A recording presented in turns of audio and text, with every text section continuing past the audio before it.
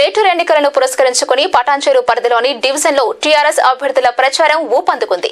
Party అభ్యర్థులకు మద్దతుగా deputy speaker Padma Devender Reddy, MP కొత్త ప్రభాకర్ రెడ్డిలు ప్రచారం నిర్వహించారు. గ్రేటర్ ఎన్నికలు దగ్గర పడుతున్న అభ్యర్థులు పోటాపోటీగా ప్రచారం నిర్వహిస్తున్నారు. పటాన్చెరులో 111, 112, 113 డివిజన్లలో టీఆర్ఎస్ అభ్యర్థులు ముమ్మరంగా ప్రచారం నిర్వహించారు. టీఆర్ఎస్ అభ్యర్థులకు మద్దతుగా deputy speaker Padma Devender Reddy, Medak MP కొత్త ప్రభాకర్ రెడ్డి, ఎమ్మెల్సీ భూపాల్ రెడ్డి, ఎమ్మెల్యే మహిపాల్ రెడ్డిలు జోరుగా ప్రచారం నిర్వహించారు.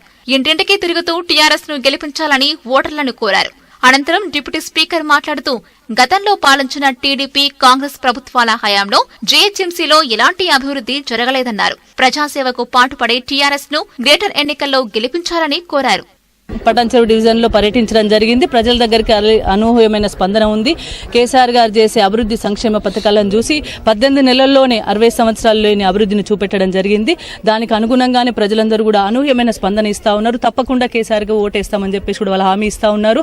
ఎందుకంటే వరంగల్లో మనం చూసినాం, ప్రతిపక్షాలు ఎన్నో రకాల ఆరోపణలు చేసినాయి, అసత్యమైన ప్రచారాలు చేసినాయి, రకరకాల అవండాలు వేసినాయి. అయినప్పటికీ కూడా మరి అక్కడ ఉన్న ప్రజలందరూ కూడా కేసీఆర్ గారు నమ్మి, కేసీఆర్ మీద విశ్వాసం ఉందని నమ్మకం కొద్ది అత్యధిక మెజార్టీని ఇవ్వడం జరిగింది. అదే మళ్ళీ ఇక్కడ కూడా ఆ తీర్పు ఇవ్వబోతా ఉన్నారు ప్రజలందరూ కూడా. జిహెచ్ఎంసీ ఎన్నికల్లో కూడా మరి గతంలో 60 సంవత్సరాలు పనిచేసిన పార్టీలే ముందుకొచ్చి ఓట్లు అడుగుతా ఉన్నాయి. వాళ్ళకి అడిగే నైతిక హక్కు లేదు. ఎందుకంటే గతంలో వాళ్ళు ఏం చేయలే. వాళ్ళే మంచిగా చేసి ఉంటే తెలంగాణ రాష్ట్రం రావాలని ఆకాంక్షనే రాకపోతుండే. వాళ్ళే అభివృద్ధి చేసి ఉంటే జిహెచ్ఎంసీ ఎన్నికలు వాళ్ళని పక్కన పెట్టేవాళ్ళు గారు.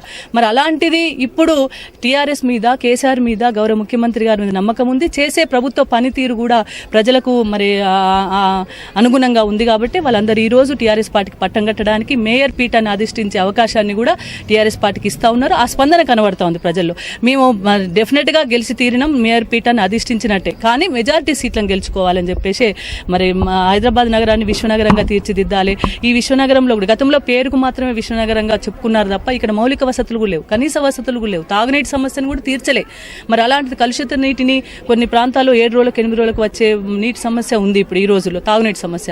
దానికి అనుగుణంగా గౌరవ ముఖ్యమంత్రి గారు ఇప్పటికే ప్రణాళికలు రచించి మిషన్ భగీరథను తీసుకురావడం జరిగింది. గోదావరి జలాలను కూడా హైదరాబాద్ నగరానికి తరలిస్తా ఉన్నారు, తీసుకొస్తా ఉన్నారు. కాబట్టి అంటే ఒక్కొక్క సమస్యను శాశ్వత పరిష్కారం ఇచ్చే దిశ వైపు గౌరవ ముఖ్యమంత్రి గారు అడుగులు వేస్తా ఉన్నారు. కాబట్టి తప్పకుండా ప్రజలకు కేసీఆర్ మీద విశ్వాసం ఉంది, నమ్మకం ఉంది. ఆ నమ్మకం కొద్దీ ఈ రోజు గ్రేటర్ పీఠాన్ని టీఆర్ఎస్ పార్టీకి అప్పచెప్తున్నారు ప్రజలు.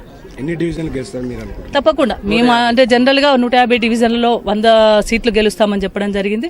డెఫినెట్ గా 100 సీట్లను గెలుచుకుంటాం, దానిలో ఎటువంటి సందేహం లేదు.